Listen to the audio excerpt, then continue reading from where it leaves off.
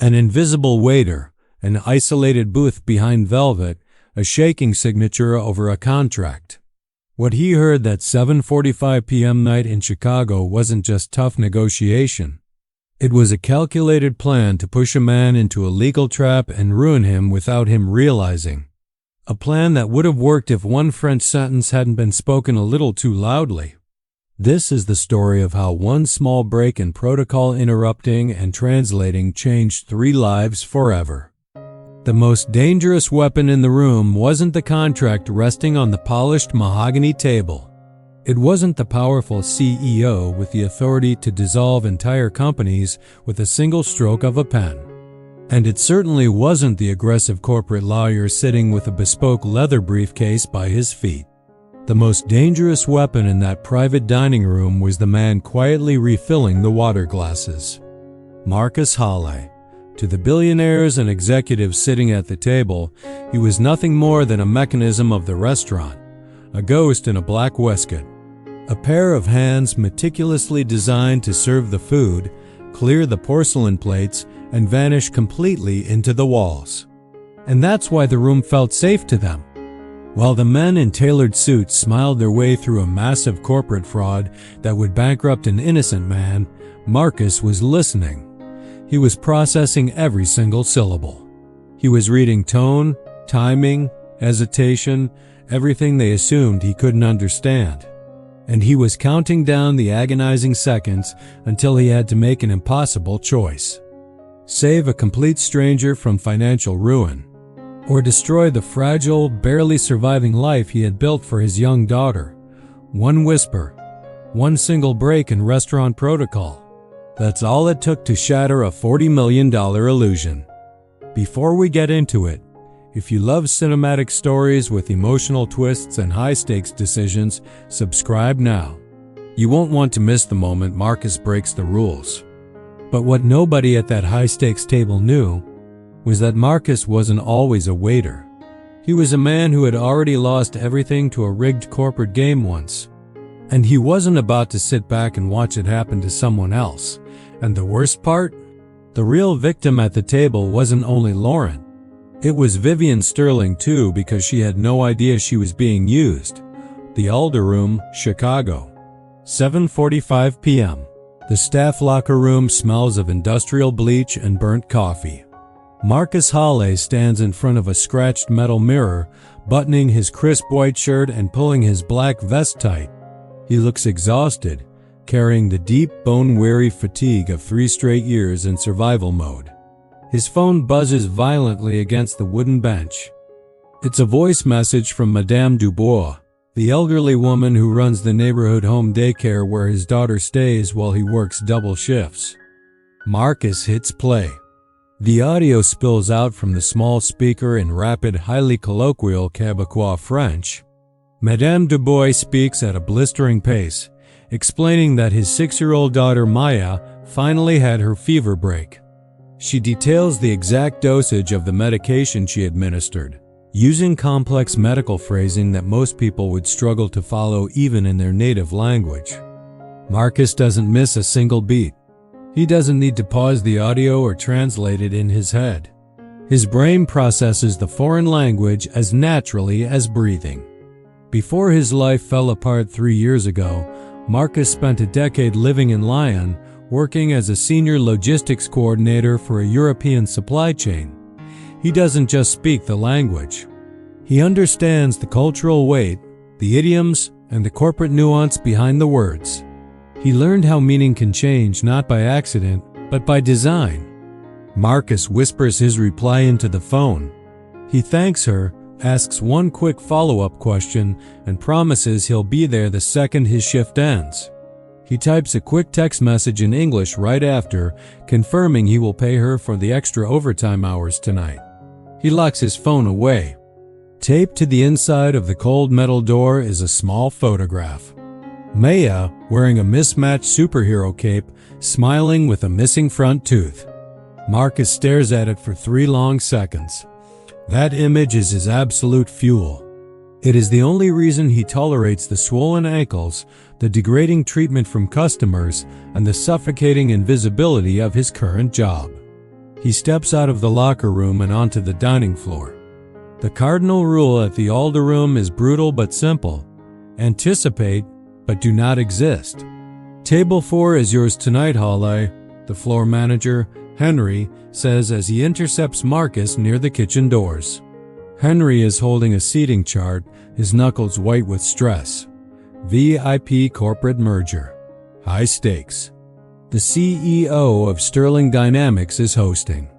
I don't want to hear you breathe near them.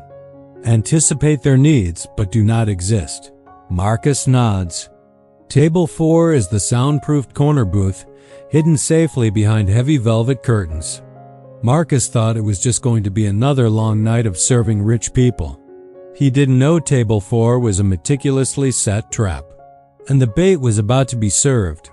The guests sitting around Table 4 do not look like equal partners. They look like a predator and a very confused prey. On the left sits Vivian Sterling. As the CEO of Sterling Dynamics, she is sharp, relentlessly focused, and constantly checking her phone. She is a leader who delegates the fine details to her trusted team so she can focus on the macro-level strategy. Sitting immediately to her right is Derek Lang, the corporate interpreter. Derek is wearing a shiny suit and organizing a leather legal folio with colored tabs. He projects an eager, manufactured trustworthiness, the kind that makes people relax and stop paying attention.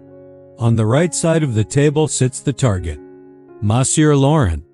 He is an older manufacturing executive who built his company from the ground up. Tonight, however, he is clutching a linen napkin, sweating visibly under the pressure of the cutthroat Chicago environment. He looks completely out of his depth. Marcus approaches the table carrying the wine, a 2015 Bordeaux. He presents the bottle, cuts the foil, and smoothly extracts the cork. As Marcus begins to pour the dark red liquid into the crystal glasses, the business conversation begins. Tell him we appreciate him flying in all the way from Europe, Vivian says smoothly, looking at Derek instead of Laurent. Tell him Sterling Dynamics is ready to honor the partnership exactly as we discussed last month. Derek turns toward Laurent. He smiles his practiced plastic smile. Marcus's hand freezes for a fraction of a second. A micro-tremor shoots through his wrist. He doesn't need a dictionary to catch the discrepancy. Derek didn't translate Vivian's words. He told the older man that Vivian was glad he came, but the company was only moving forward because the fundamental conditions of the deal had changed. The wine doesn't spill. Marcus catches his own reaction, finishes the pour perfectly to the measure line, and steps backward into the dark shadows of the velvet curtains. His heart rate spikes against his ribs. It wasn't a summary. It wasn't a polite cultural adaptation to soften a blow. It was a direct, calculated lie. Derek planted a seed of panic in Laurent's mind before the first plate of food even hit the table. Derek was playing a highly dangerous game, but he was forgetting the golden rule of the high-end service industry. The invisible staff hears absolutely everything. And Marcus had just heard the first crack in the deal. The appetizers arrive. Seared scallops resting delicately on a bed of saffron foam. The rhythm of the table shifts from polite to hostile in a matter of minutes. Laurent pushes his untouched plate away. He is visibly distressed. He leans forward and speaks to Derek in rapid, highly agitated bursts. Marcus stands near the waiter's station, polishing a silver fork, listening intently to every word. Laurent is passionately arguing that he doesn't understand the sudden shift. He reminds Derek that they had a firm handshake agreement on the international distribution rights, a clean 50-50 split. He demands to know why the preliminary paperwork, sitting on the edge of the table, now reads 60-40 in favor of the American firm. Vivian frowns. She watches Laurent's frantic hand gestures, but cannot understand a single word of his defense. What is he saying, Derek? Why does he look so upset? Is there a problem with the food? Derek doesn't even blink. He turns to Vivian, his face a perfect mask of calm reassurance. He is just anxious about the shipping timeline, Vivian. Derek lies smoothly, his voice practically dripping with fake empathy. He says the 50-50 split is generous, but his domestic team in France is worried about handling the initial shipping volume. He's asking if we can delay the first shipment by a month. The lie is so audacious, so incredibly smooth, it physically makes Marcus sick to his stomach. Vivian's sharp features immediately soften. She understands logistics and respects operational caution. Oh, tell him not to worry at all. We can absolutely push the first shipment back by a few weeks to help his supply chain. But tell him the 50-50 split stands. We are equal partners in this. Derek nods obediently. He turns back to the sweating French executive. The fake smile drops completely. Derek coldly informs Laurent that Vivian says it is a take-it-or-leave-it scenario. He tells the old man that the 60-40 split is completely non-negotiable, and if he continues to complain about it, the Americans will kill the deal tonight and let his company starve. Laurent's face drains of all color. He sinks deep into his heavy leather chair, looking exactly like a man watching his life's work being stolen in slow motion. From the shadows, Marcus watches Derek's body language. Underneath the table, hidden from Vivian's view, Derek's leg is bouncing with frantic, nervous energy. His thumb rubs the edge of his leather folder so hard the seam looks ready to split. Derek is actively playing both sides. He is creating intense, artificial conflict, pushing Laurent into a desperate corner while keeping his own CEO completely blind to the extortion. If you think Vivian is the villain here, watch what happens next. She wasn't the mastermind. She was being used as the executioner. The main course is served. A perfectly roasted rack of lamb. Nobody touches it. The atmosphere is toxic. Laurent looks entirely defeated. Vivian looks mildly frustrated, genuinely believing her new business partner is simply being overly dramatic about shipping schedules. Then Derek brings out the final contract. He slides it across the polished oak table. It sits there like a loaded weapon. Laurent hesitates. He slowly reaches into his breast pocket, pulls out his reading glasses, and puts them on. He ignores the numbers on the front page and flips directly to the dense legal boilerplate in the back. The fine print. Suddenly, Laurent stops. His breathing hitches. He points a shaking finger at Clause 14, B. He looks up, his voice sharp with pure panic. He demands to know why the jurisdiction clause has been altered. He reminds them forcefully that they had agreed upon neutral arbitration in Geneva. He taps the paper, asking why it now explicitly states the exclusive court of jurisdiction is New York.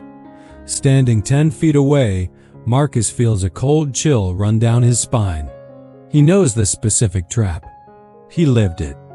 Exclusive jurisdiction in a foreign country is a corporate death sentence for a smaller company. If there is ever a dispute, Laurent will be legally forced to fight in the United States court system on unfamiliar ground, in a language that isn't his, with rules designed for people with bigger budgets.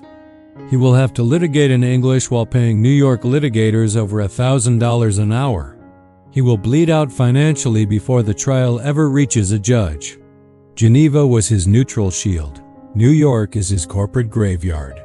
Vivian taps her manicured fingernails against the table. Derek, what's the holdup now? My flight leaves at midnight. Derek lets out a light, dismissive chuckle.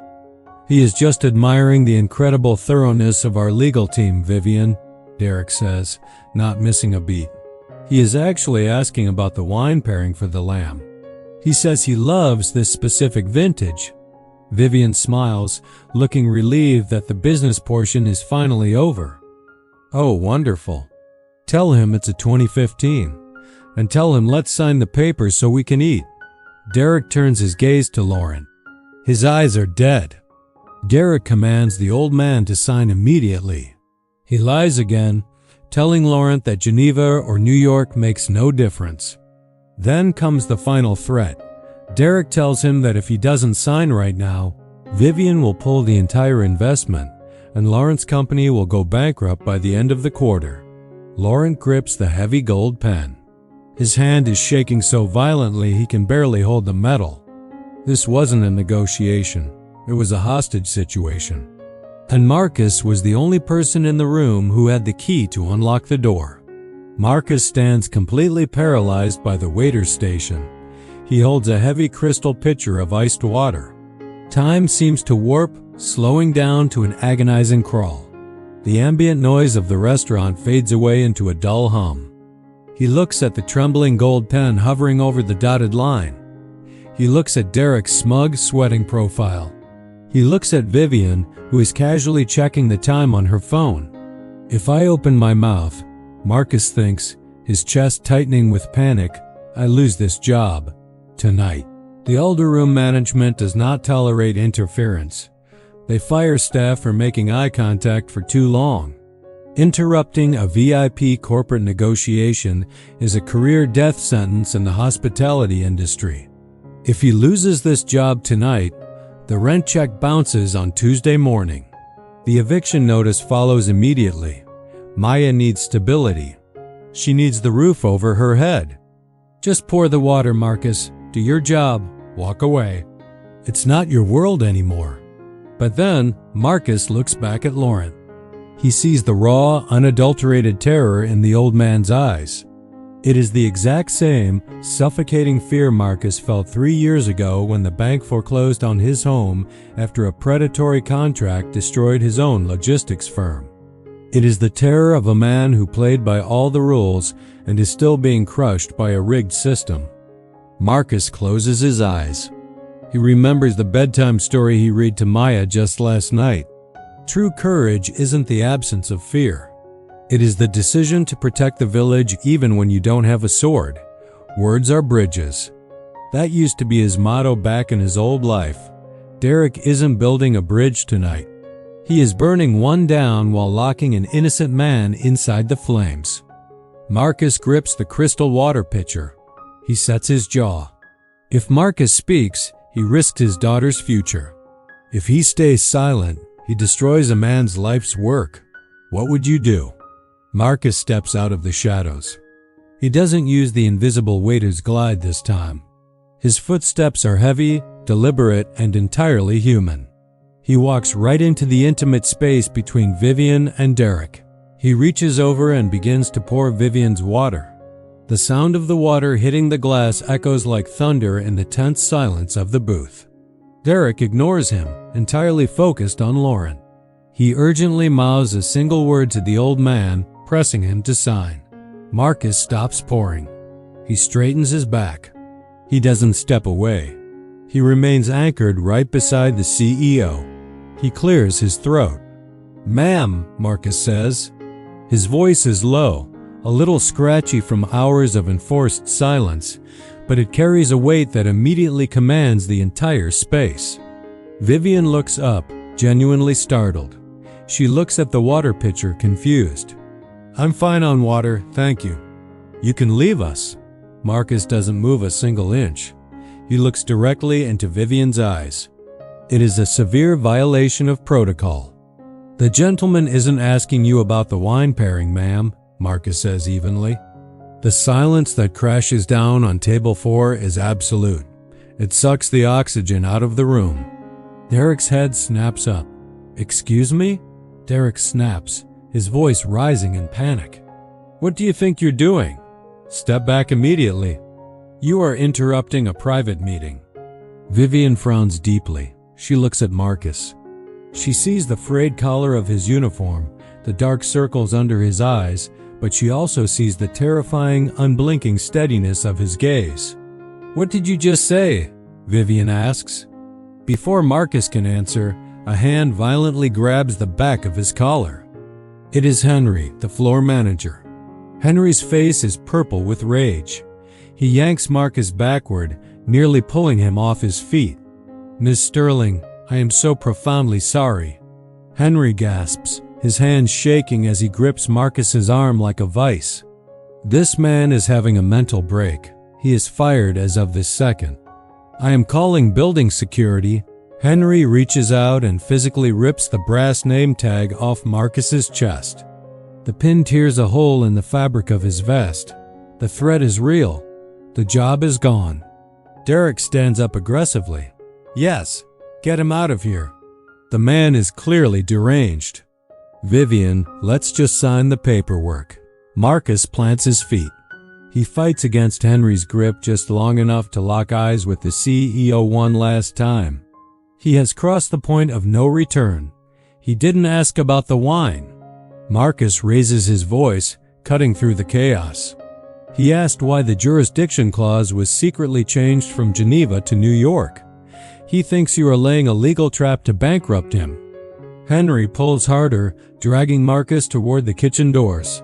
Marcus shouts over his shoulder, throwing his final, desperate lifeline to the CEO. If you don't believe me, test him. Ask your interpreter to translate the phrase arbitration in Geneva right now. A minimum wage waiter just openly accused a corporate executive of fraud. Now Vivian had a choice. Let security drag the waiter away. Or test the theory. Vivian Sterling didn't get to be CEO by ignoring anomalies. She built her career on recognizing patterns. And the pattern at this table had felt fundamentally off all night. Henry, stop. Vivian's voice isn't loud, but it cuts through the air like a knife. Henry freezes instantly, his hands still clutching Marcus's torn vest. Vivian stands up slowly. She turns her gaze to Derek. Derek is sweating profusely now. The charming, polished professional mask has melted away, revealing a panicked, cornered animal underneath. Derek, Vivian says, her voice dangerously calm. Sit down. Derek sinks back into his chair, his hands shaking as he grips his leather folio. Vivian, please, listen to yourself. This is a waiter. Are you seriously going to let a disgruntled servant disrupt a multi-million-dollar merger? I'm not asking for his legal advice, Vivian says. I'm asking for a translation. She reaches across the table and physically yanks the contract out from under Laurent's pen. She flips it to the back page. She points a manicured finger directly at clause 14 bytes. Ask Monsieur Laurent, Vivian commands, her tone leaving no room for debate. Ask him if he prefers New York or Geneva. Do it, right now. Derek licks his dry lips. He looks at Laurent. He looks at Vivian. The walls are closing in. He opens his mouth. He speaks in French, panicked, fast, and desperate. Dis Louis Q to M New York. C'était plot, disla, ou un perd tout. Marcus, still standing near the kitchen doors, doesn't hesitate. He just begged him to lie. Marcus translates loudly for the room. He just said, tell her you love New York. Please say it or we lose everything. Vivian's jaw tightens. She slams her open hand onto the table. The crystal wine glasses jump. She turns to Marcus. You, waiter, come here. Henry slowly releases his grip, stepping back as if Marcus is suddenly radioactive. Marcus walks back to the head of the table. He stands tall. He straightens his torn vest. Ask Monsieur Laurent, Vivian says, her eyes never leaving Derek's sweating face. What his specific objection is to clause 14 bytes. Marcus turns to the terrified French executive. When Marcus speaks, his posture transforms. He is no longer the invisible servant.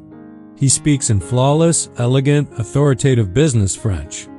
Monsieur Laurent, Madame Sterling souhaite savoir exactement quelle est votre objection concernant la clause 14b. Marcus makes it clear the CEO did not authorize the change. Laurent's eyes go wide with shock. Relief washes over the old man's face and he bursts into rapid, emotional speech. He confirms everything. He cannot litigate in New York. The split was supposed to be 50-50. And Derek threatened to cancel the deal if he didn't sign. Marcus translates every word back to Vivian in clear, precise English. Vivian turns her head slowly toward Derek.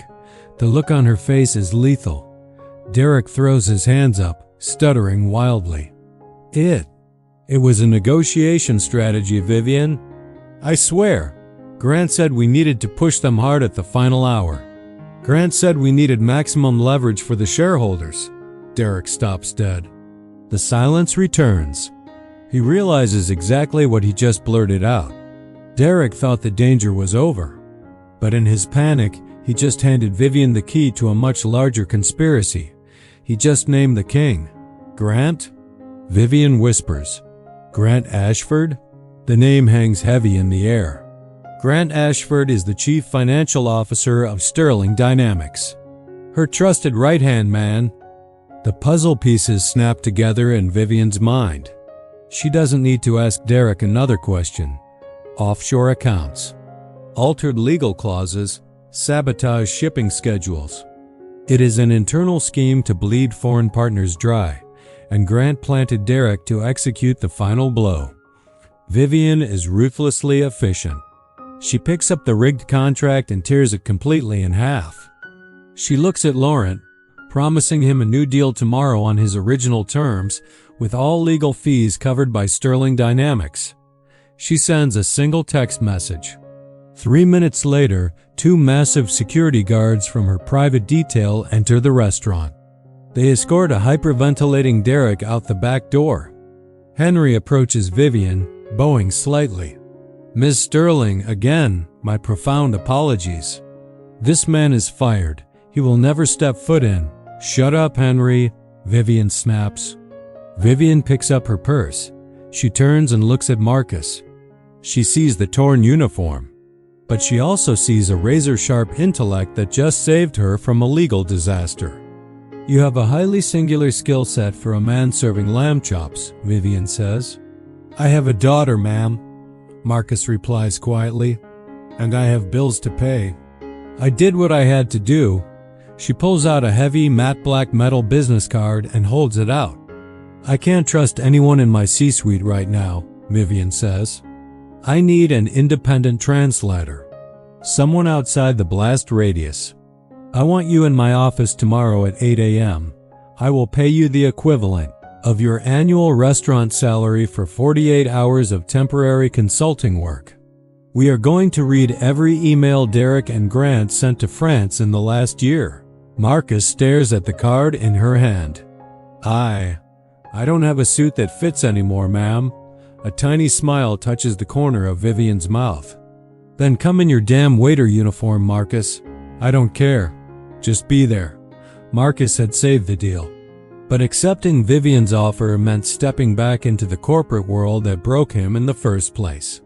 He had a choice to make. Sterling Dynamics headquarters, the next morning. 8:15 a.m. Marcus did not wear his waiter's uniform.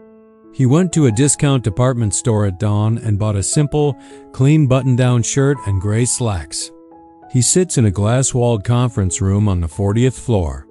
The silence here is different from the restaurant. It is the silence of high-level corporate warfare. Vivian's IT team provided him with a secure laptop. On the screen are encrypted emails between Derek Lang, Grant Ashford, and the logistics subsidiaries in Lyon. For 6 hours, Marcus works.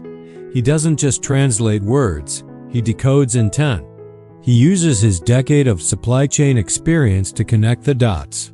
He finds the smoking gun at 2:30 p.m. It is an email from Grant Ashford to Derek, written 3 weeks ago. Grant explicitly orders Derek to alter the French translation of the delivery schedule, purposely creating a timeline that the French factory cannot possibly meet. Marcus reads the clause carefully.